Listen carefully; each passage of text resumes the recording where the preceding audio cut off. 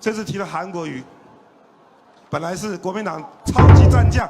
慢慢喝酒、抱女人、打麻将、熬夜、吸毒，一大堆都来了，到最后开始丧失信心，到最后就会开始，为什么不提朱立伦呢？为什么不提周习伟了？一样的，不管今天国民党提谁，最后的下场都是如此。谢谢吴主席，这段时间真的非常的辛苦，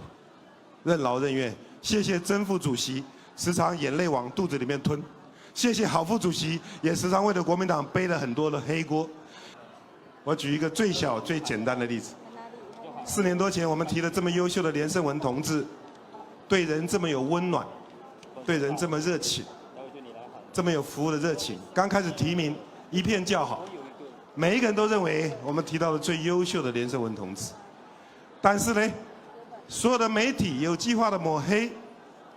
有计划的扭曲重伤，一点一滴，我们的提名人在流血，一点一滴，慢慢，大家开始怀疑，一点一滴，选票开始流失，最后到了投票前，蓝军开始没有信心，蓝军开始说，为什么不提丁守中呢？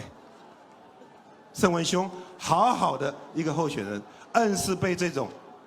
完全看不见的各种立体攻击、陆海空三军整个抹黑下来，把一个优秀的人才活活弄输掉。4年之后，我们就真的提了丁守中，一开始声望非常好，又是大学教授，最后又开始说了佛系打法。我说我们时常佛教徒拜南无阿弥陀佛，从来也没有听过什么叫佛系打法。然后不讲话、不做事，也没有动作，什么都不弄，温吞吞三角提不出个屁来，搞到最后大家开始没有信心了。蓝军开始怀疑，为什么不提蒋万安？各位，所有台北市党内先进，你们自己去思想，你们自己去考量，你们是不是从坚定的信念，慢慢开始铺天盖地的，慢慢扭曲抹黑之后，慢慢模糊，到最后丧失信心，最后有气无力，输掉选举。一样的，我们的竞争对手民进党，就是希望我们陷入信心危机。民进党就是希望我们对自己的候选人慢慢失去信任。这次提了韩国瑜，本来是国民党超级战将，慢慢喝酒、抱女人、打麻将、熬夜、吸毒，一大堆都来了，到最后开始丧失信心，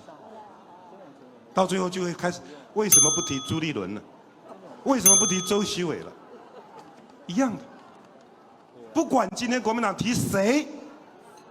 最后的下场都是如此。只有一个情况可以让我们赢得这场选举，是因为我们对国民党提的候选人有坚定的信念，我们对国民党的执政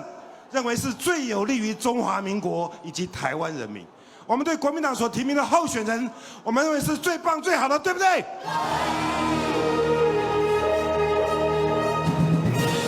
所以来到台北市党部，跟所有台北市党部的精英站在这里，百感交集。我们这么多年在台北市选举，吃了一大堆的亏，吃了一大堆的苦头。所以今天我们台北市提名了8位立法委员，所有在座辅选的干部，拜托大家，小我不重要，大我才重要；小爱不重要，大爱才重要。